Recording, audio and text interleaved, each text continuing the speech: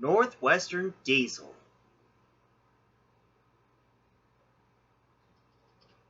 Diesel was in none of the best of moods after he had played a trick on Fergus, and that he was no longer the pride of the cement works. So Topham had caught him out and had sent Diesel to work at the smelters. Diesel didn't like every single moment of it.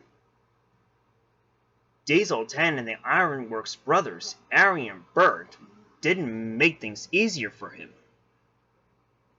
Diesel was pleased when his work at the smelters had come to an end. So Topham had sent him back to the mainland in disgrace immediately. But this time, when Diesel came back to the mainland, he did not usually go home as he expected. When Diesel arrived at Vickerstown, the mainland controller was waiting for him. He looked very stern and very cross. Good morning, sir," Diesel stuttered.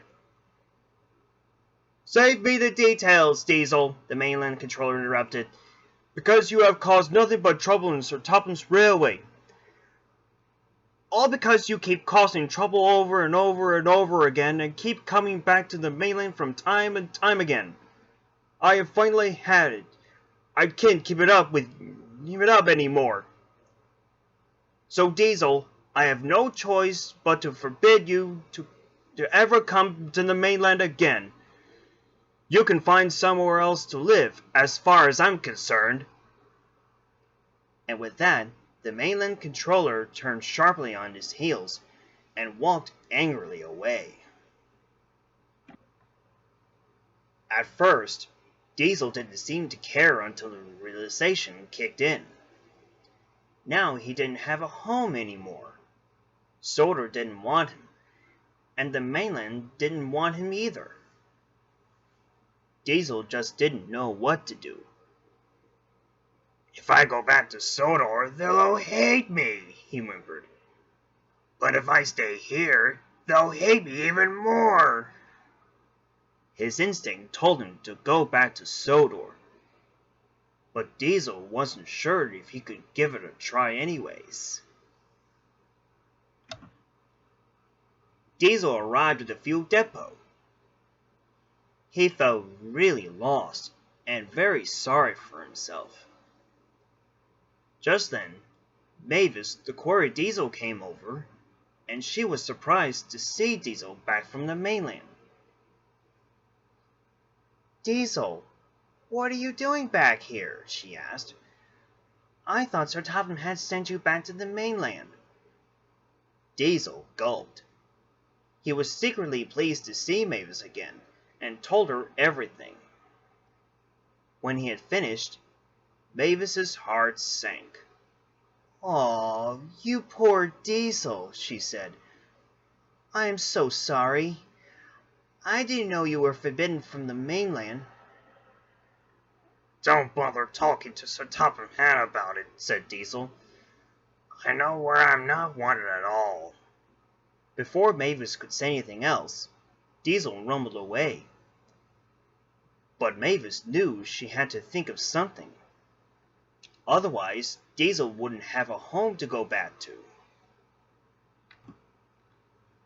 Later that day, Thomas and Mavis were both shunting in the quarry when Splatter and Dodge were taking a rest in the shed. Mavis was just telling Thomas what had happened with Diesel. To her surprise, Sir Topham Hatt came to see them. "Mavis and Thomas," he boomed, "I hear you two have been working very well here at the quarry. I've just come to congratulate you both on your hard work." "Thank you, sir," said Thomas. "Yes, thank you, sir," said Mavis. Actually, is it okay if I could have a word with you in a moment?" Sir Topham Hatt listened. By the time Mavis had finished explaining about Diesel, Sir Topham Hatt first looked concerned. "I know I've sent Diesel away too many times in a row," he said, "and seeing as now the mainland doesn't want him, I think I have an idea that will make him a perfect home." What he said next made Thomas, Splatter, and Dodge very shocked when they heard. But Mavis smiled because he knew that Diesel was going to have some good news finally coming his way. A few days later, Mavis was resting her shed at the quarry, waiting for Diesel to come into his new home. But Splatter and Dodge were worried. "Please, Mavis, don't make Diesel move in with us," begged Splatter. Yeah, it's gonna be much worse than Diesel 10, the ex-boss of ours, wailed Dodge. "Oh, come on, you two," assured Mavis. "I know that Diesel may be troublesome at all, but just try to be nice to him as much as you can." As she had finished convincing Splatter and Dodge, Diesel backed up and went up next to the shed with an exciting look on his face. "You're looking happier today," said Mavis. "Sir Topham has made me a northwestern engine," Diesel beamed. "I know," said Mavis. She gave a knowingly smile. Diesel gasped. "You did this for me?" "Of course I did, Diesel," said Mavis. "We're Diesels now. We're supposed to look out for each other just as the steam engines would. Right, you two?" Splatter and Dodge were surprised. Without protesting, their smiles spread across their faces in agreement when they had no choice. Diesel felt very happy. Diesel does have moments, no matter where he's still devious, and often causes moments for the steam engines, and he will cause trouble around here on Sodor.